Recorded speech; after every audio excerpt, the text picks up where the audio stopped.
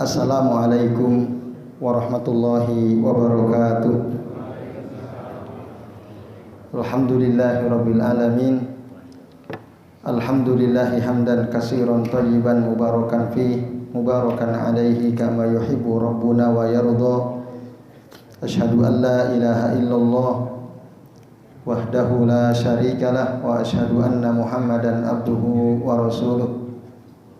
Allahumma shalli wa sallim wa barik ala Muhammad wa ala ali Muhammad kama shallaita wa barakta ala Ibrahim wa ala ali Ibrahim bil alamina innaka Hamidum Majid. Amma ba'du. Bapak-bapak dan ibu-ibu serta jamaah sekalian, a'azani Allah wa iyyakum ajmain. Alhamdulillah pada maghrib hari ini atas izin Allah setelah kita libur selama Ramadan bisa bertemu kembali untuk melanjutkan ngaji kitab Al-Aqidah Al-Wasithiyah karya Syekhul Islam Ibnu Taimiyah rahimahullah.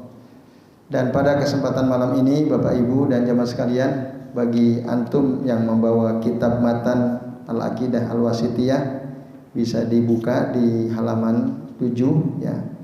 Kita akan membahas dalil terakhir yang dikutip oleh Syekhul Islam Ibnu Taimiyah berkaitan dengan sifat Allah yaitu al-mahabbah ya. Bisa dibuka di halaman 7 ya.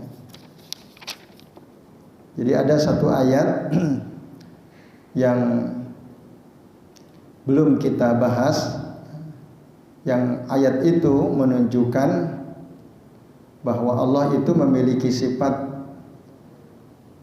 al-mahabbah ya. Jadi isbatu sifatil mahabbah wal mawaddah lillahi subhanahu wa ta'ala berdasarkan surah Al-Buruj ayat 14 ya. Qala Allahu azza wa jalla, Allah azza wa jalla berfirman, wa huwal ghafurul wadud, dan dialah Allah yang maha pengampun lagi maha al-wadud. Nah, itu dari kata al-wud artinya khalisul mahabbah, tapi di Al-Quran diterjemahkan maha pengasih al-wadud ya, atau yang betul-betul mencintai gitu ya. Cintanya itu tulus kepada hamba-hambanya, tentu bagi yang Allah kehendaki ya. Nah ini ayat ini Bapak Ibu dan jamaah sekalian menunjukkan ya, wa fil ayah ismani min asma'illahi azza wa jal al-ghafurul wadud. Ayat ini menunjukkan dua nama Allah dari nama-nama Allah yang lain, yaitu al-ghafur, al-wadud.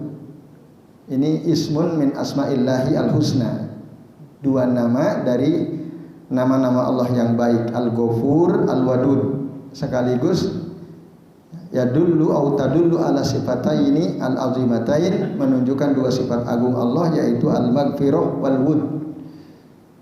Namanya al-ghafur, sifatnya al-maghfirah. Nah, namanya al-wadud, sifatnya al-wud.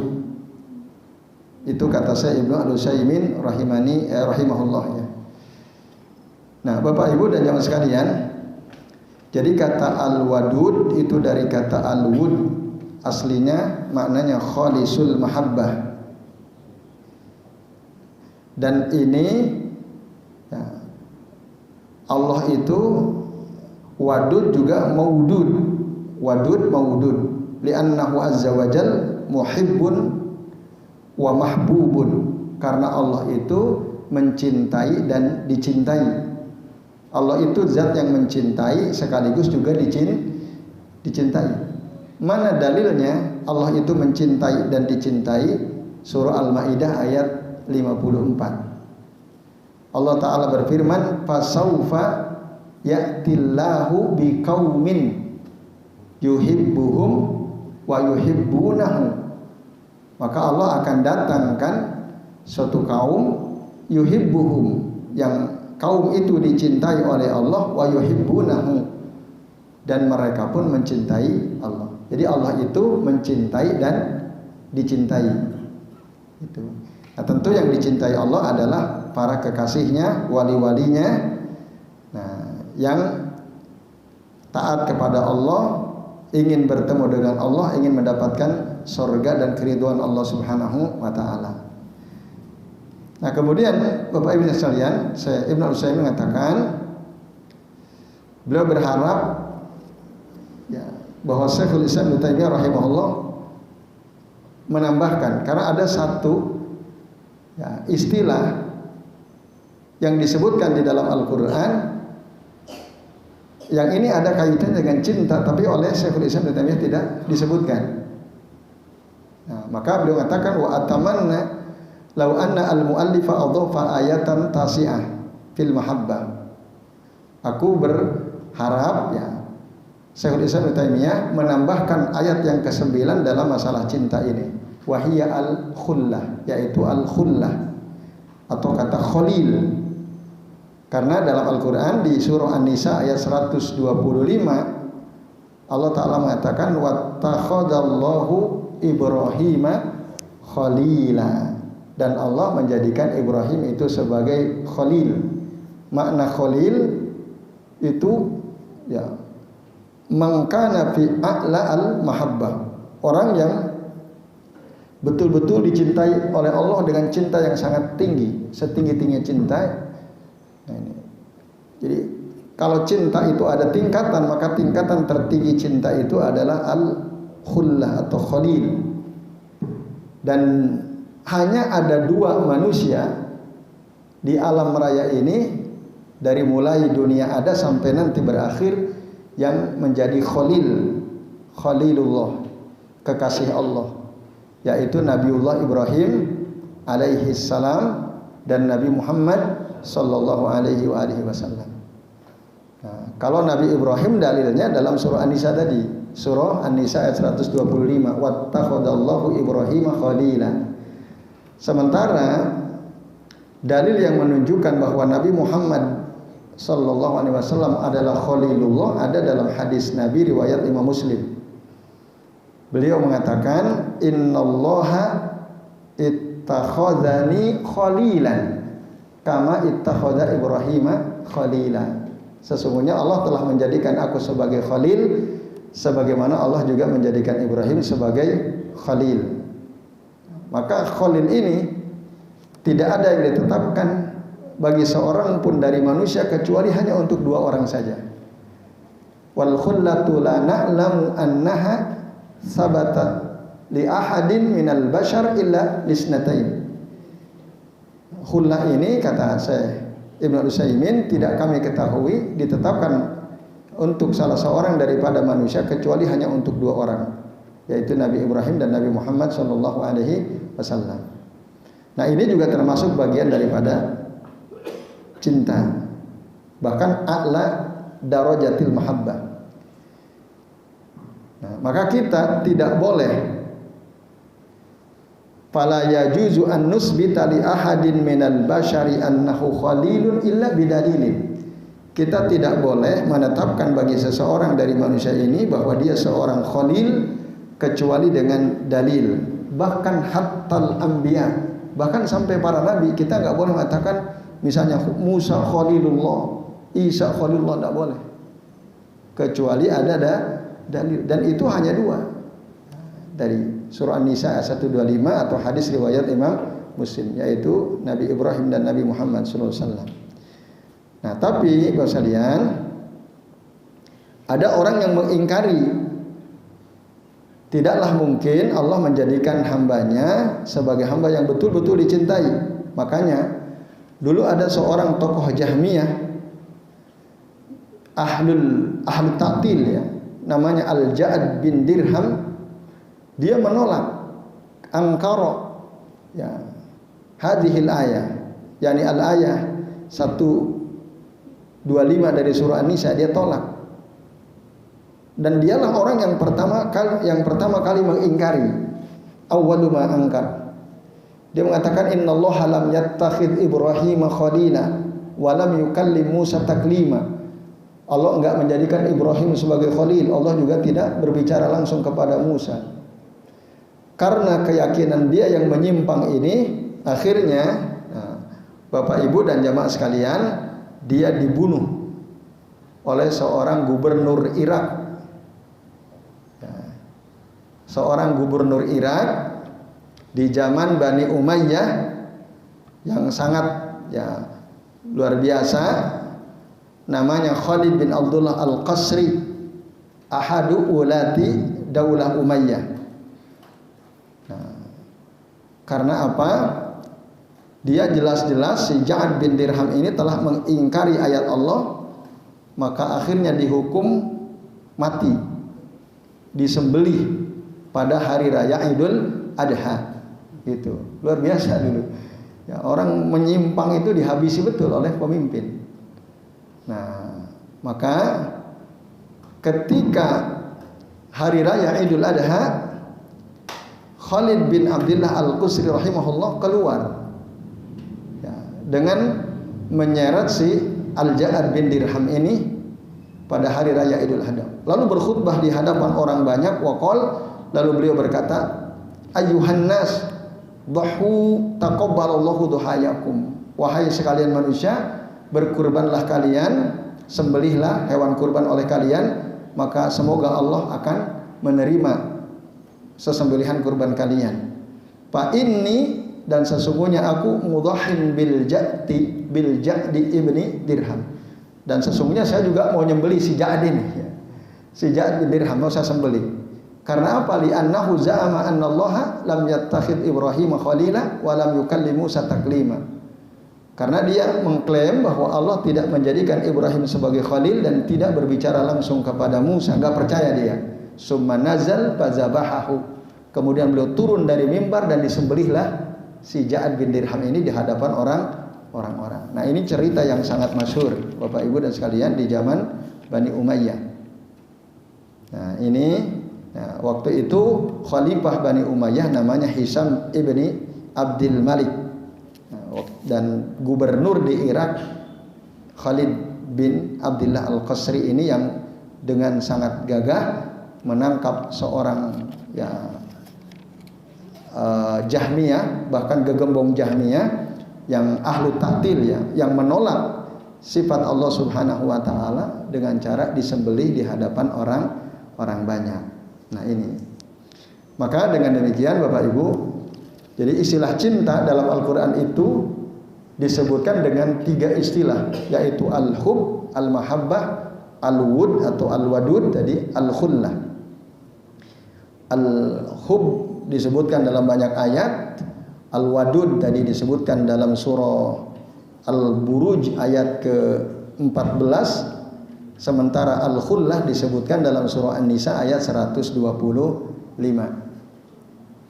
Nah, maka dalam perkara seperti ini Bapak Ibu dan sekalian, kita harus bersandar ini perkara gaib kepada dalil, al-adillah as-sam'iyah, walaupun tentu tidak mengapa kita berdalil dengan akal gitu. Tapi ada orang-orang Asy'ariyah, mereka mengingkari. Jadi nanti Asy'ariyah itu juga mengikuti pahamnya Jahmiyah dalam masalah mengingkari masalah hub ini. Kata Sayyid Nusaymin, orang-orang Asy'ariyah mengatakan la yumkinu an nusbital mahabbata bainallah wa bainal abdi abadan. Tidaklah mungkin kita menetapkan sifat mahabbah antara Allah dengan hamba. Itu tidak mungkin. Tidak mungkin Allah cinta sama hamba, itu tidak mungkin, kata dia. Karena menurut akal itu tidak mungkin. Gitu. Kok bisa Allah sang pencipta mencintai hambanya? Atau sebaliknya? Itu kata orang-orang Asy'ariyah yang bermadzhab Asy'ari, di Indonesia banyak ini para pengikutnya. Itu tidak mungkin. Karena apa? Akal tidak menunjukkan hal tersebut. Maka wa kullu ma yadullu alaihi, kullu ma la yadullu alaihi al-aql fa innahu yajibu an nunazzihallah anhu. Jadi setiap perkara yang akal tidak mungkin menunjukkannya, kita wajib mensucikan, membersihkan Allah dari hal tersebut. Itu kata orang-orang Asy'ariyah.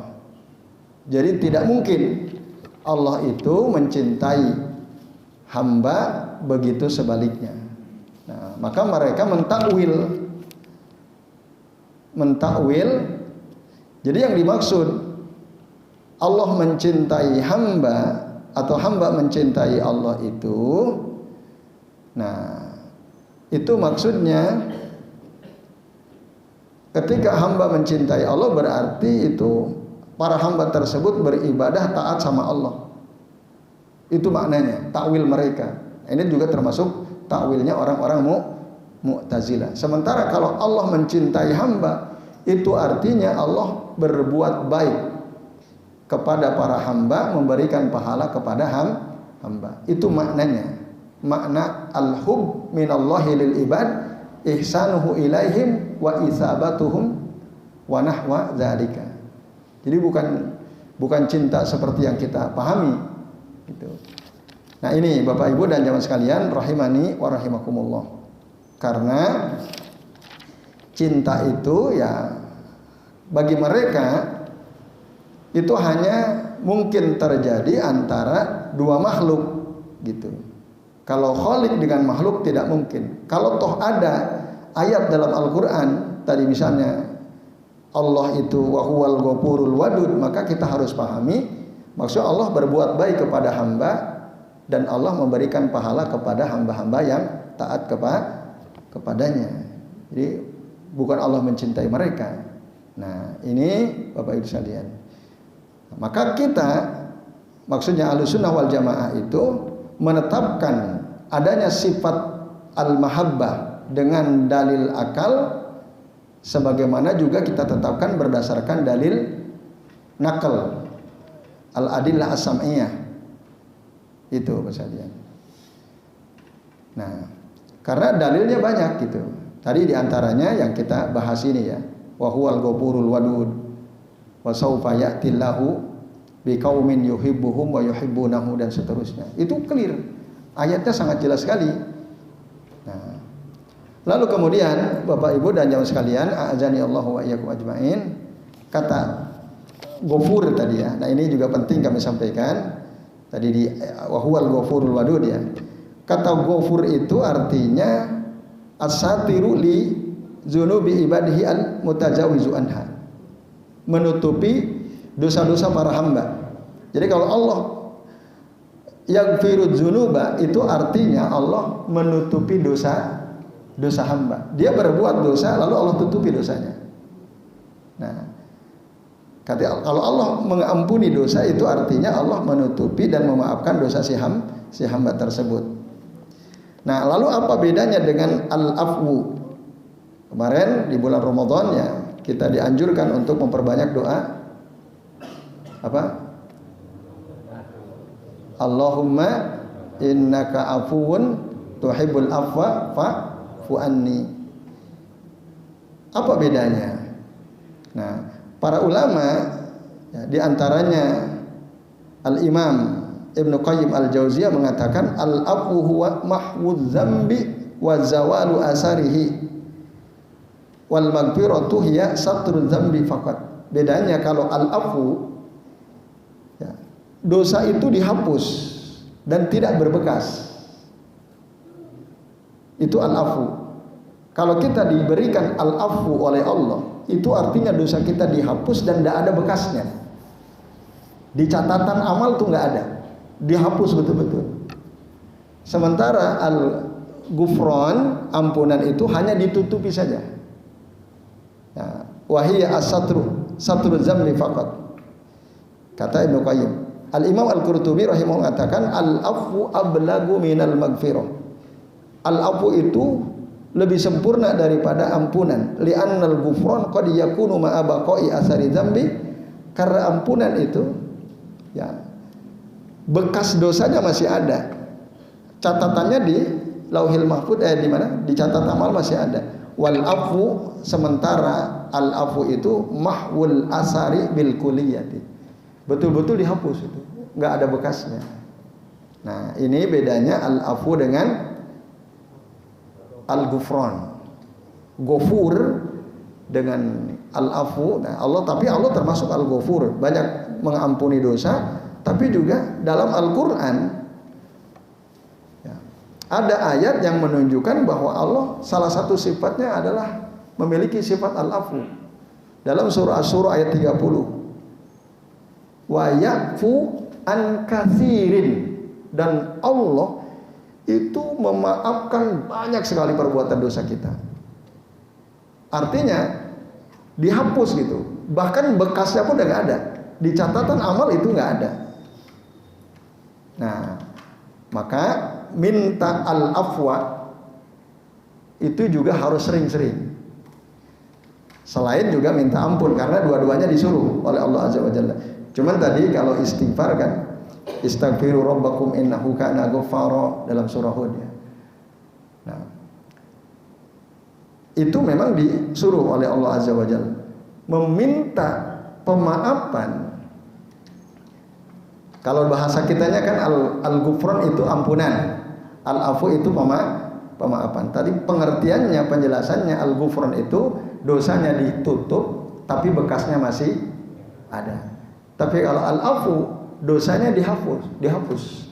Mahwu adz-dzambi bil kulliyah, dan tidak ada bekasnya. Nah, dan itu dasarnya ada dalam surah Asy-Syura. Nah, pertanyaannya Bapak Ibu dan sekalian, ya. Kalau kembali ke hadis Nabi, beliau kan mengajarkan istrinya Aisyah radhiyallahu anha ketika bertanya, "Ya Rasulullah, apa yang sebaiknya aku baca di 10 hari terakhir Ramadan?" Diajarkan oleh Nabi, "Allahumma innaka afuwun tuhibbul afwa fa'fu anni." Padahal al-afu tadi itu ablag minal maghfirah. Nah, boleh tidak kita meminta al-afwa kepada Allah selain di bulan Ramadan? Karena ini lebih dahsyat sebenarnya. Jawabannya boleh. Karena Nabi pun mengajarkan kita untuk minta al-afwa kepada Allah bahkan setiap hari. Buktinya ada dalam rangkaian zikir pagi petang. Allahumma inni as'alukal afwa wal afiyah. Itu. Maka itu jangan diabaikan Bapak Ibu. Karena kalau kita minta al-afwa artinya minta semua dosa kita dihapus dan tak berbekas. Tidak ada lagi di catatan. Dan Allah memberikan itu. Wa ya'fu an katsir. Ya, baik Bapak Ibu dan jamaah sekalian, itu penjelasan dari kata al-ghafur ya, selain tadi al-wadud. Baik, karena sudah Isya ya, kita cukupkan kajian kita pada kesempatan malam ini. Insya Allah nanti kita akan lanjut lagi. Ya, monggo Pak Agus sebelum diakhiri ya. Ada pertanyaan dari saya, Pak. Siap. Pertama, ada rukun sholat tarawih, terus dikatakan bahwa Bani Muawiyah sholat bersama dengan jamaah lain di masjid, dia mendengar suara orang bersih. Yang kedua dia secara spontan menjawab, ya yarhamukumullah. Yarhamu. Pertanyaannya, apakah boleh Pak dalam suasana masih sholat kemudian melirik-lirik gitu? Terusnya kan perhatiannya tempat sujudan bersama. Betul. Yang pertama, dan yang kedua juga masih dalam kultur sholat tarawih, tidak hanya kita mempercayai Allah itu, kita tidak perlu memberi makan pada Allah. Bahkan Allah tidak memerlukan rezeki yang kita miliki. Namun manakala kita nanti sampai pada kampung akhirat, yang ditanyakan pertama adalah dari mana rezekimu, kau belanjakan mana. Untuk apa ya? Kemudian yang ketiga, enggak, berarti fokus pertanyaan yang kedua apa ini? rezeki itu Allah tidak memerlukan, Pak. Ya. Kalau kita sudah sampai pada kampung akhirat, kok malah ditanyakan dari mana rezekimu, kau belanjakan kemana rezekimu. Iya, oke, baik. Dan pada ceramah subuh, Ustaz katakan bahwa sarapan jariban tetap bersiswa, Pak. Bersisa, ya. Setelah itu tetap masyhur sekali, Pak. Iya. Yang kami tanyakan, bersiswa itu sebenarnya cerita semacam true story atau cerita yang inspiratif namun fiktif, Pak. Dan yang kajian pada malam hari ini tentang gubernur Irak yang membunuh salah satu jamaah yang menyebarkan apa tadi? Menolak ayat Allah ya. Itu sudah menerapkan prinsip dalam gubernur Islam atau belum itu, Pak? Ya, baik. Ya, terima kasih Pak Agus. Luar biasa antum ingat semua ya. Daya ingat antum luar biasa ini ya. Jadi baik, yang pertama tentang Muawiyah bin Al-Hakam ya. Terus antum Pak Agus kaitkan, boleh nggak kita nengok-nengok gitu ya ketika sholat? Kok dia ada orang bersin yarhamukallah gitu ya. Nah ini mungkin dalam bayangan Pak Agus berarti kalau begitu Muawiyah bin Al-Hakam nengok-nengok ada siapa, ada yang bersin yarhamukallah gitu ya. Enggak. Jadi beliau hanya mendengar kan rajulan minal qaumi ya yaktisu au atosa. Nah, lalu fakultu yarhamukallah. Itu tidak berarti Muawiyah bin Al-Hakam nengok-nengok, enggak. Tidak berarti seperti itu. Nah, dan tengok-tengok dalam sholat itu jelas tidak boleh.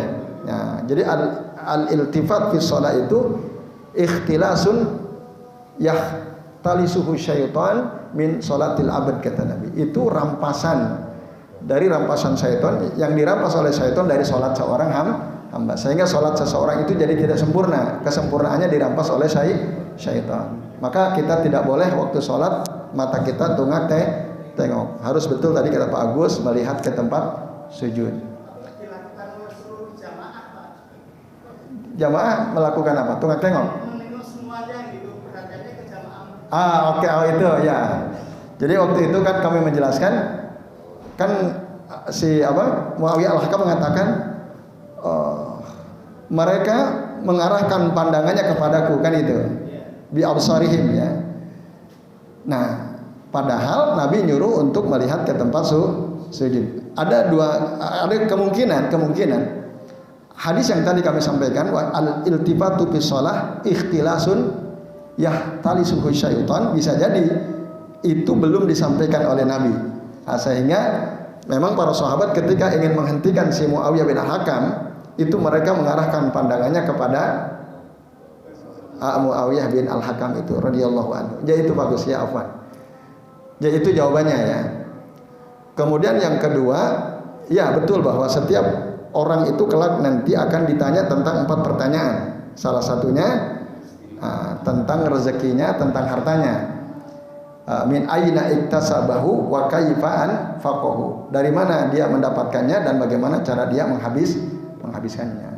Nah, dikaitkan dengan surah Az-Zariyat ya, ayat 56 sampai 58 yang kami bahas waktu itu ya. Ma uridu minhum min rizqin wa ma uridu an yutimun. Kami tidak menginginkan rezeki dari mereka dan kami juga tidak ingin diberi makan oleh mereka. Innallaha huwar razzaqu dzul quwwatil matin. Sesungguhnya Allah Maha pemberi rezeki. Jadi itu. Nah, terkait dengan orang ditanya tentang hartanya, rezekinya dari mana didapatkan, untuk apa dihabiskan, karena setiap orang oleh Allah dikasih rezeki, dan salah satu rezeki itu adalah harta. Nah, itu dimintai pertanggungjawaban. Nah, itu tentu tidak berarti kok Allah nggak dikasih rezeki, bukan itu yang ditanyakan, tapi bagaimana dia mendapatkan hartanya dan bagaimana dia menghabiskan hartanya itu. Jadi tidak tabrakan itu, Pak Agus. Jadi itu yang kami pahami. Kemudian yang ketiga, apa tadi, sholat subuh ya? Barsiso. Wallahu alam, apakah itu kisah fiktif gitu ya, yang inspiratif atau enggak? Tapi yang jelas disebutkan oleh sahabat Abdullah bin Mas'ud dan itu dikutip oleh Ibnu Katsir. Kan saya bacanya di tafsir Ibnu Katsir dan dalam kitab At-Tibyan fi Adabi Hamalatil Quran oleh Al-Imam An-Nawawi rahimahullah. Dan itu memang sangat masyhur ya. Termasuk di kitab Majalisus Saniyah fi Syarhi Al-Arba'in An-Nawawiyah juga disebutkan cerita itu. Tentang faktanya bagaimana, wallahu alam ya, fiktif atau itu kan menjelaskan ayat Al-Quran itu sebenarnya. Lalu dikutiplah riwayat tersebut. Jadi orang itu pasti akan selalu digoda oleh syaitan, termasuk orang-orang soleh ahli ibadah. Yaitu Pak Agus. Kemudian yang terakhir berkaitan dengan tema yang kita bahas malam ini, apa tadi? Oh ya, apakah sesuai dengan syariat Islam? Iya, tentu saja. Iya, menghukum mati ya. Ya. Nah, memang Terus mungkin memenggal, menyembelih kira-kira sama lah ya. Nah, memang tadi di sini istilahnya summa nazala fazabahahu. Kemudian dia turun, kemudian menyembelih si Ja'ad bin Dirham itu. Memenggal dan menyembelih memang secara zahir kan beda ya. Kalau menggal dipenggal, putus, kalau sembelih digorok gitu ya. Nah itu bisa jadi maksudnya apa yang dikatakan oleh Khalid bin Abdullah Al-Qasri itu dipenggal. Tapi karena itu momentumnya sedang Idul Adha, di mana orang pada menyembelih hewan kurban, maka beliau menggunakan